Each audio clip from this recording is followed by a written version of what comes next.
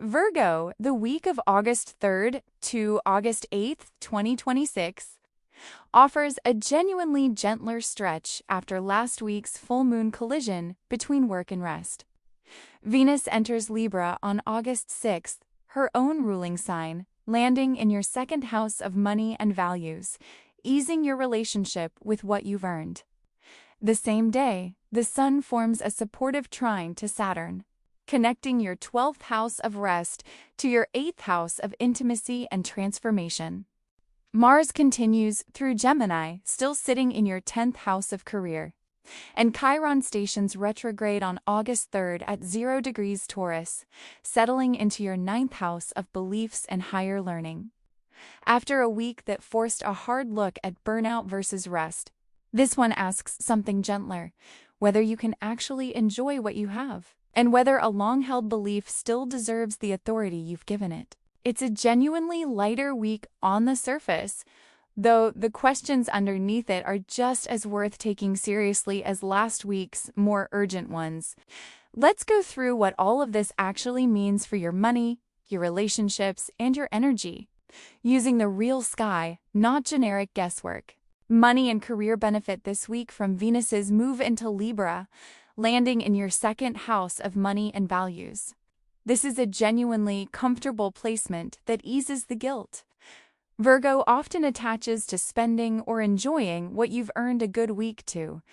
Actually, let yourself enjoy something you've worked hard for, rather than immediately redirecting the money towards something more practical.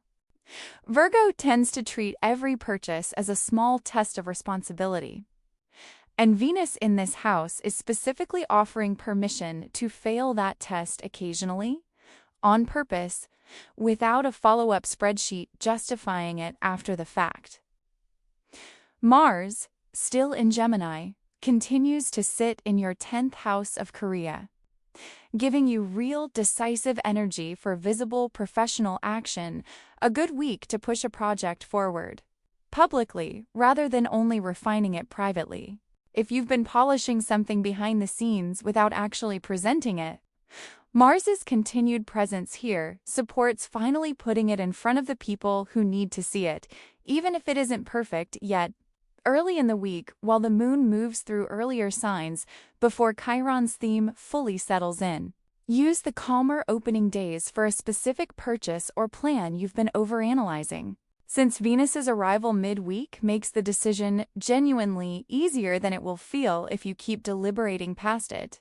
This isn't a week for reckless spending, just for finally exhaling around a decision that's already been reasonable for a while but hasn't felt fully allowed until now.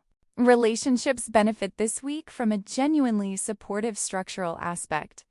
The Sun's trine to Saturn on August 6th, connecting your 12th house of rest to your 8th house of intimacy and transformation. This favors actually processing something emotionally significant with a partner in a calm, structured way, rather than either avoiding it or being overwhelmed by it. If there's something deep you've been needing to say, this particular day offers real support for saying it without the conversation spiraling into more than you can handle. Virgo often delays a vulnerable conversation until it's been so thoroughly analyzed internally that saying it out loud feels almost redundant, or waits until the feeling has built up enough to spill out messily. This trine offers a rare middle ground where you can be genuinely open without either extreme, trusted enough to actually use it, rather than continuing to prepare for a conversation that this particular day is already supporting, since more preparation at this point is more likely to be avoidance dressed up as thoroughness than genuine readiness. Mercury in Cancer continues to sit in your 11th house of friends, keeping supportive, warm conversations with your circle flowing icily this week. A friend may offer real comfort around whatever surfaces through the deeper Saturn-Sun conversation, and it's worth actually accepting that support rather than processing everything alone the way you might default to. If you're single, the same trine supports a slower, more genuine kind of vulnerability with someone new, rather than either holding back entirely or over-explaining yourself in the first few conversations. both of which are patterns worth noticing in yourself if either shows up this week. Energy and health this week center on a quieter question about belief. Since Chiron's retrograde station lands in your ninth house of beliefs and higher learning, this asks you to look honestly at a worldview or belief you've held onto, possibly one that once felt protective but may now be limiting how you actually see your options. Virgo tends to build careful, well-reasoned belief systems as a form of safety. This retrograde period, lasting until January, invites you to notice where that safety has quietly become a wall rather than a foundation. A station presses harder than an ordinary transit, so this week specifically may bring a moment where an assumption you've relied on for a long time suddenly feels less solid than usual, even if nothing external has actually changed to justify that shift.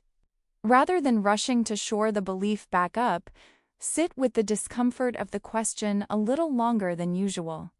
Since the instinct to quickly resolve uncertainty is itself part of the pattern this transit is asking you to loosen.